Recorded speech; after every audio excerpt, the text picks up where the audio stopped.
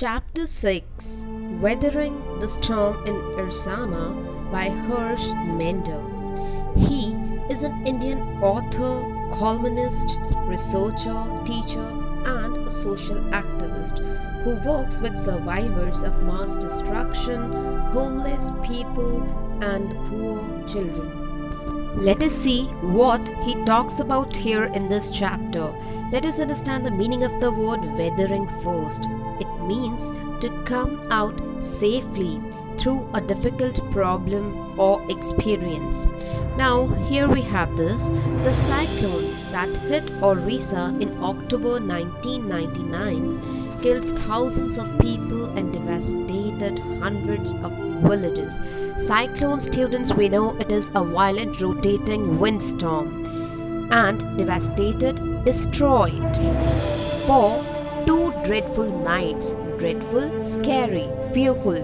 Prashant. So here we have the protagonist, Prashant, a young man, was marooned. He was deserted. He was left alone on the roof of a house.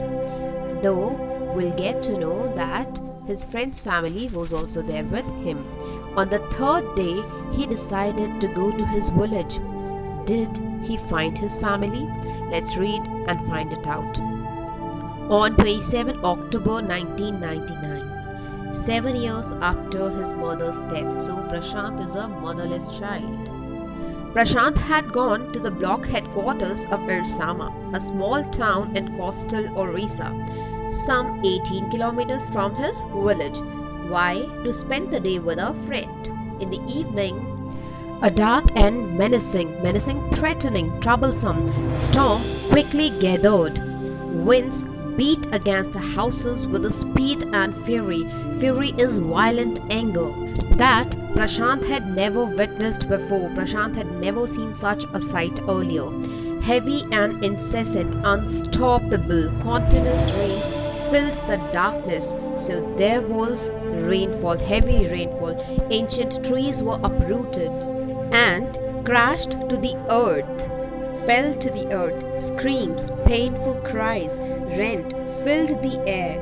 Why? As people and houses were swiftly washed away, quickly washed away. The angry waters, water coming at a fast pace, swirled into his friend's house. Swirled is spiral pattern. The building was of brick and mortar. Mortar is a mixture of cement, sand, water, and lime, which is used for binding bricks and stones, and was strong enough to survive the devastation of the wind's velocity of 350 km per hour. Despite heavy winds, despite strong winds, the house stood tall. But the cold terror of the family, fear of the family grew. It increased with the crashing of trees that had got uprooted and fallen on their house. So some trees fell on their house sometime in the middle of the night. That must be quite scary, damaging, fracturing the house, its roof and walls.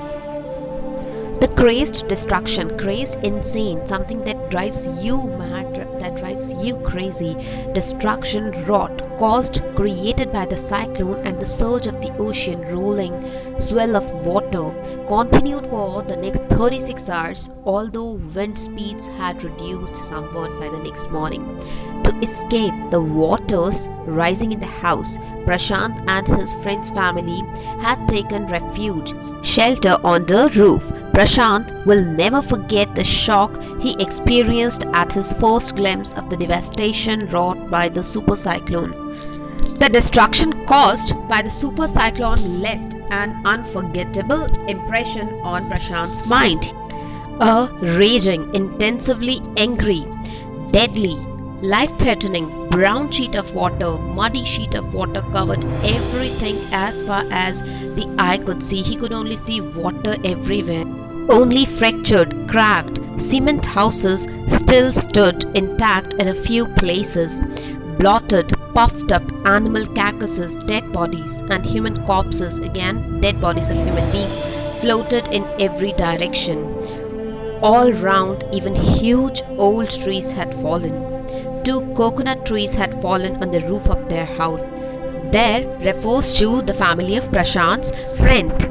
This This was a blessing in disguise in hidden form, because the tender coconuts, tender soft from the trees, kept the trapped family from starving in the several days that followed.